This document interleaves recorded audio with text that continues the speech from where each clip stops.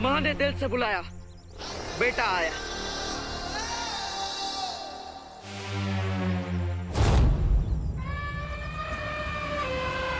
देवू, माँ आप ठीक तो है ना? मैं ठीक हूँ कि नहीं मुझे कुछ समझ में नहीं आ रहा है। देवू, तुम और विवान हवा में उड़ रहे हो और ये हत्ती, इसे पता नहीं क्या हो गया है। ये अभी तक तो ठीक थी, अचानक गुस्से में मुझ पर हमला कर दिया इसने। देवू चलो यहाँ से चलते हैं, चलो चलो। माँ मैं आपको ले जाने के लिए आया।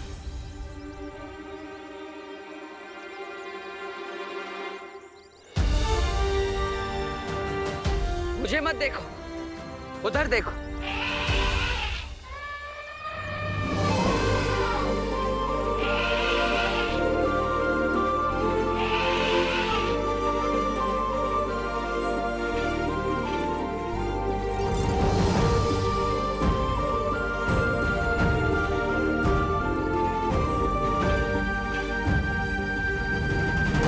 पूरी धरती को स्कैन कर लिया, लेकिन अब तक पता नहीं चला कि उस रे ने बेबी एलिफेंट को कहाँ छुपा रखा है। इसका मतलब ये है विवान कि उसने उसे सिर्फ छुपाया नहीं है, बल्कि ऐसा जादू किया है जिससे वो हमें दिखाई नहीं दे रहा है। तो फिर कैसे ढूंढे उसे?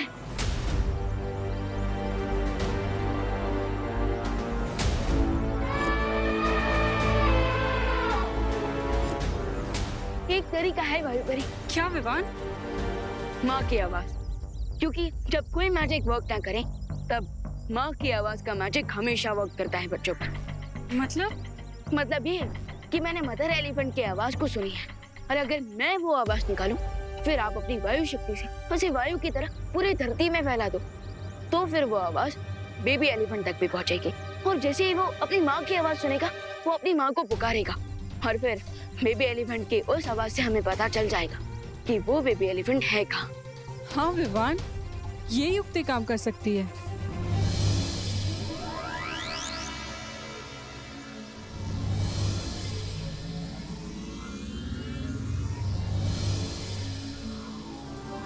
और अब मैं इस आवाज को वायु में मिला के धरती पे फैला देती हूँ।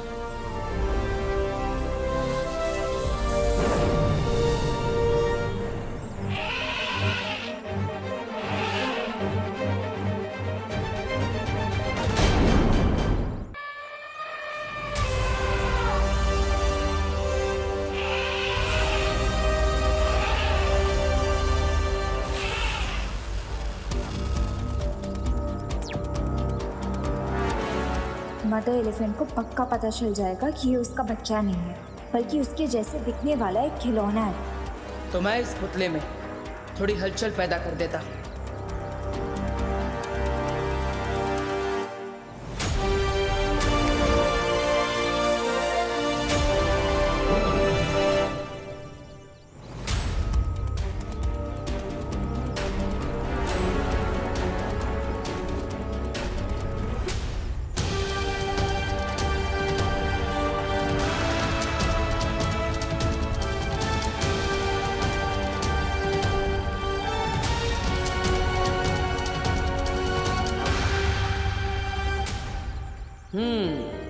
अब ये उसे अपना बच्चा ही समझ रही है।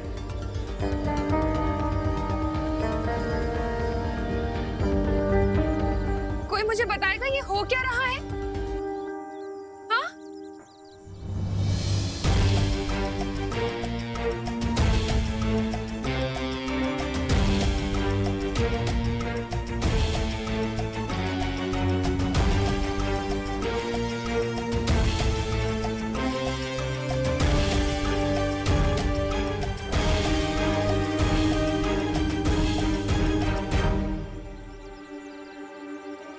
तुम्हें लगता है कि उसे पता लग जाएगा?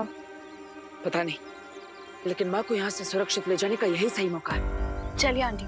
अरे ये क्या कह रहे हो तुम दोनों? एक माँ को नकली बच्चा दोगे असली बच्चे की जगह?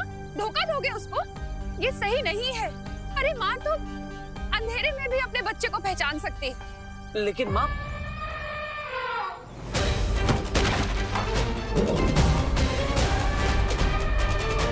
आप सही कह रही थी माँ, उस माँ को सच पता चल गया।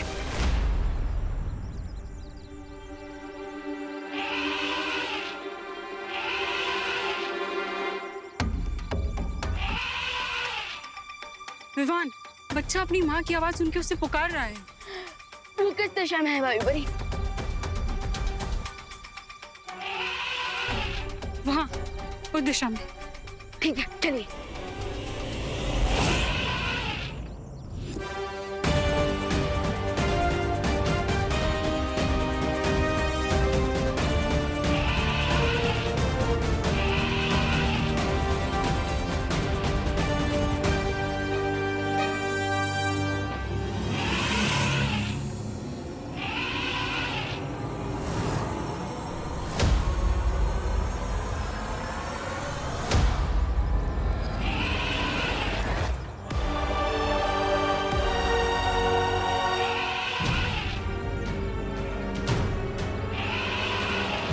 बेचारा अपनी माँ से बिछड़कर कितना तड़प रहा है।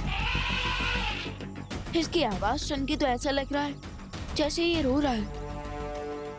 ऐसा करके तो फिर विवान की दुश्मनी के भी लायक नहीं रहा। चलिए भाई परी, हम इस बेबी एलिफेंट को यहाँ से बाहर निकालते हैं। कोई बच्चा अपनी माँ से दूर हो जाए, ये विवान देख नहीं सकता।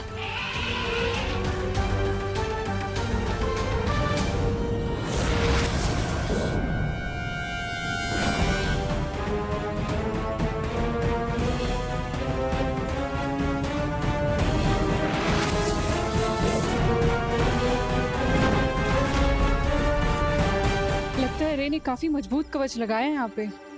हमें साथ में मिलकर शक्ति प्रयोग करना पड़ेगा।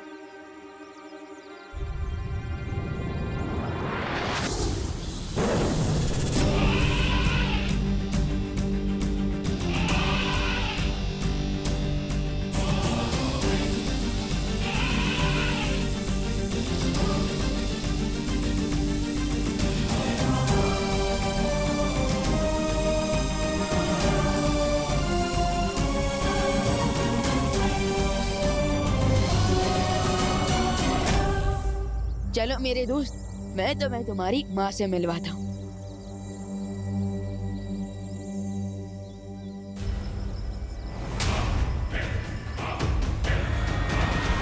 हाय विवान, कैसे हो? अब ये तो मैं पूछूंगा नहीं, क्योंकि अगर ठीक भी हो तो ज्यादा देर ठीक में रहने नहीं दूंगा। तुम्हें क्या लगा था तुम दोनों हमारा जादुई कवच तोड़ोगे और हमें पता भी नहीं चलेगा?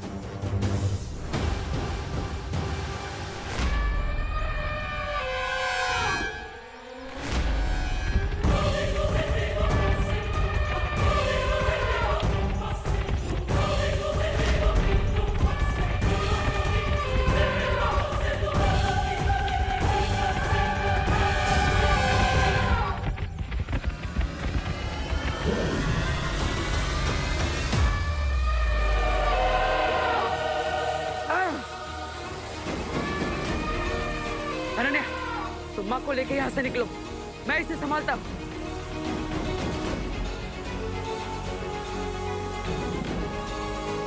चलिए करना जी। नहीं अनन्या, लेकिन उसका बच्चा, वो तो उसे नहीं मिला ना। उसको विवाह ले आएगा। अभी इसके गुस्से से बचने के लिए हमें यहाँ से चलना ही होगा। चलिए। नहीं, जब तक उसे उसका बच्चा नहीं मिल जाता तब तक मैं यहाँ से नहीं जाऊंगी। माँ, अनन्या की बात मानिए, जाइए यहाँ से। मैं आपसे वादा करता हूँ कि इसका असली बच्चा मैं वापस पहुँचा कर ही रहूंगा। जाइए। आंटी, अभी उसके बच्चे के बारे में नहीं, आप अपने बच्चों के बारे में सोचिए। अगर आपको कुछ हो गया तो उनका क्या होगा?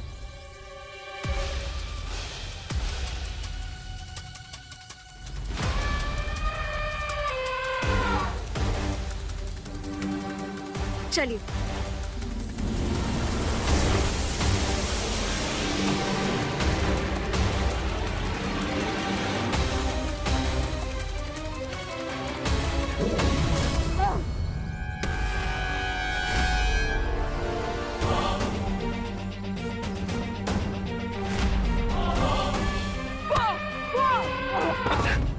देवो, दादी।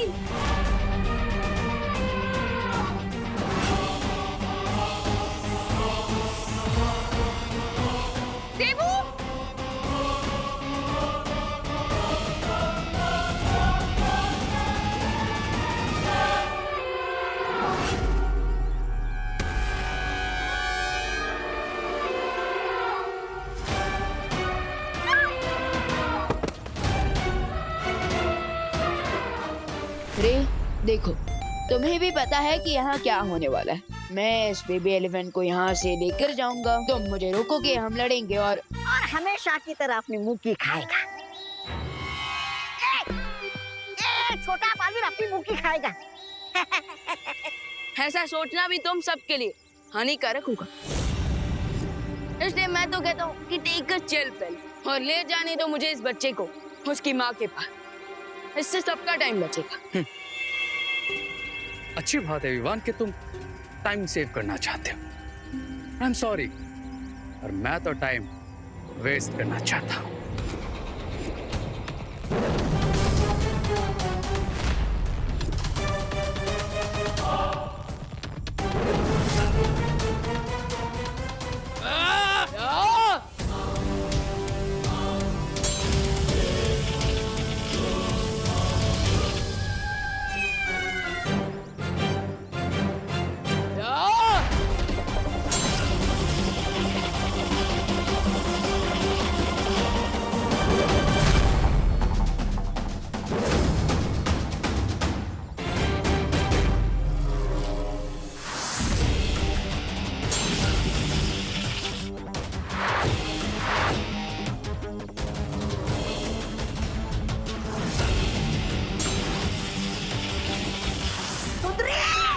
मारो इस चुचुंदरी को।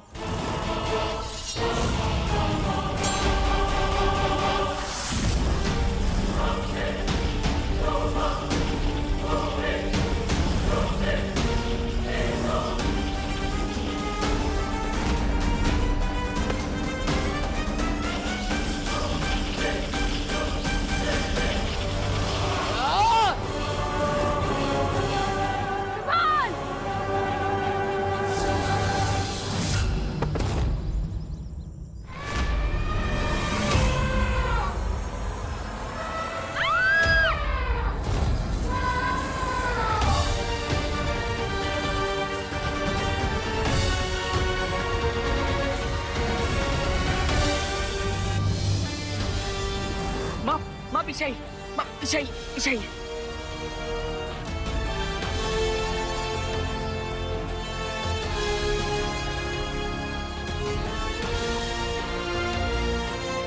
अनन्या, तुम माँ को यहाँ से लेकर जाओ, मैं इसे ज्यादा देर तक नहीं रोक पाऊंगा।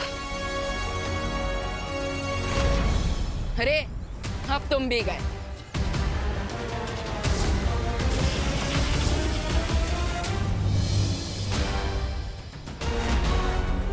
बेबी एलिफेंट के पास पहुंचकर भी हम मुझे रे और उसकी गैंग से नहीं बचा पाए। लेकिन अब चाहे रे कहीं भी गया, मैं एक बच्चे को उसकी माँ से दूर नहीं रहने दूंगा।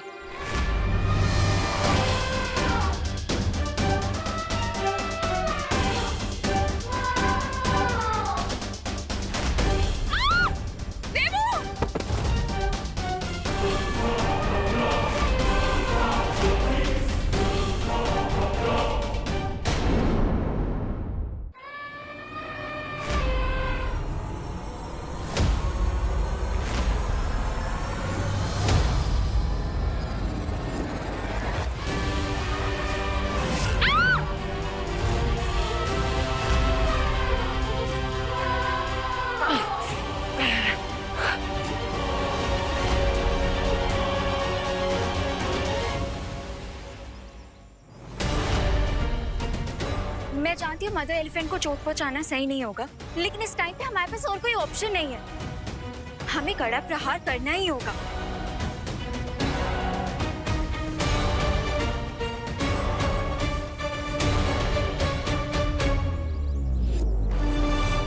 कड़ा प्रहार होगा, लेकिन इस हट्टी पर नहीं, इस जमीन पर। इस जमीन पर प्रहार करके मैं इतना गहरा गड्ढा बना दूंगा जिसके अंदर ये कैद हो जाएंगी और फिर बाहर नहीं निकल पाएंगी।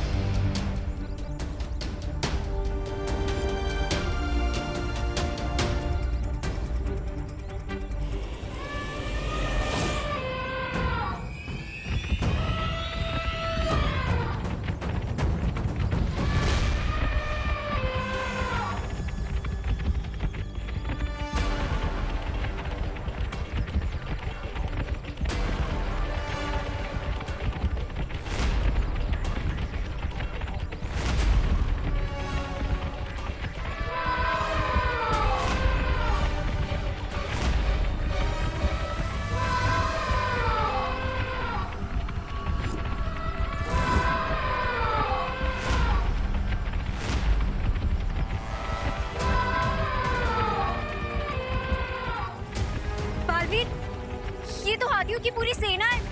अब एक हाथी हो या पूरी सेना, इनका सामना करने के लिए हमें तैयार होना ही होगा।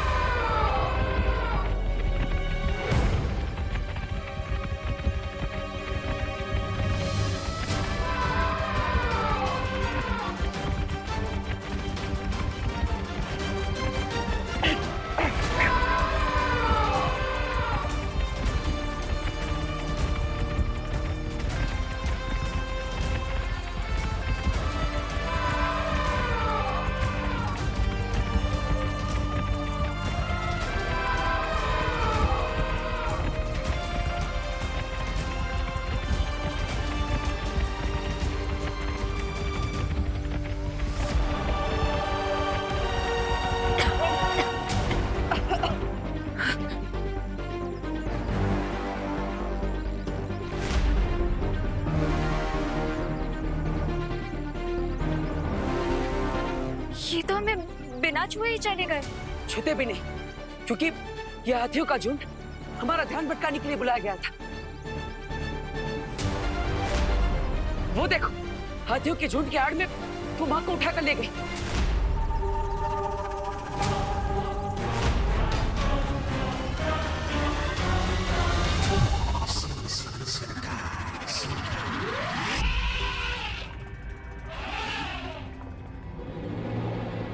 उल्लू, बनाया तुमने छोटे बालवीर को। लेकिन रे, विवान ने इसे जैसे पहले ढूंढ लिया था, अगर दोबारा ढूंढ लिया तो? नहीं ढूंढ पाएगा, क्योंकि इस बार मैं ऐसा चक्रव्यूह रचूंगा जिसमें दोनों बालवीर एंटर तो कर पाएंगे, लेकिन एग्जिट नहीं कर पाएंगे। एक और बार हार पहनाना चाहता हूँ मैं तुम्हें। ऐसा कहा मैंने। जीत का हार भी पहनूंगा, लेकिन उन दोनों बालवीर के मेरे चक्रव्यूह में हमेशा के लिए फंस जाने के बाद।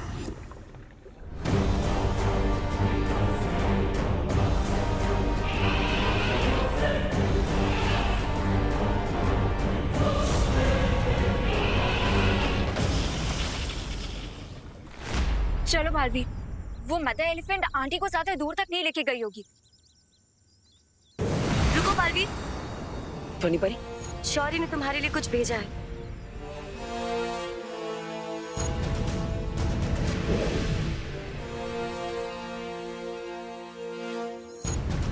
शौर्य को पता चला कि तुम माँ हाथी पे प्रहार करने वाले थे।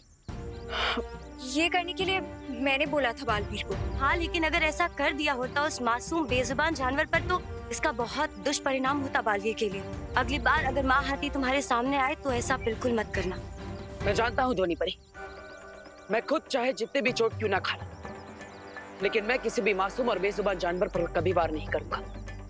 लेकिन वो आंटी को अपने साथ ले गई है, उसको रोकने के लिए कुछ तो करना होगा ना ध्वनि परी।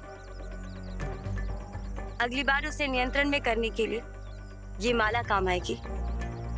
ऐसा खास क्या है इस माला में? ये माला उसके गले में पड़ते ही वो खुद ब खुद नियंत्रण में आ जाएगी और इसका सारा गुस्सा ठंडा हो जाएगा।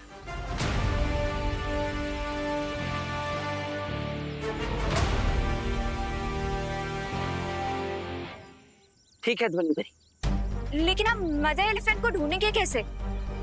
मैं वापस से ड्रोन कैमरा लाऊं?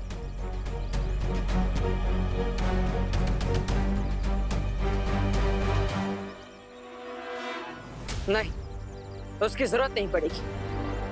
वो देखो, इस बार माँ हाथी अपने पैरों के निशान खुद छोड़कर गई है। हमें बस इसका पीछा करना है।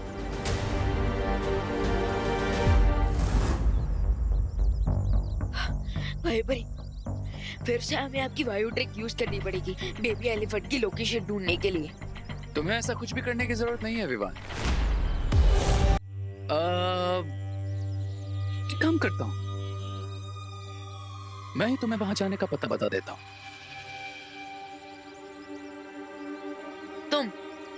तुम बताओगे? यानी कि विलन हीरो बनेगा? वाह।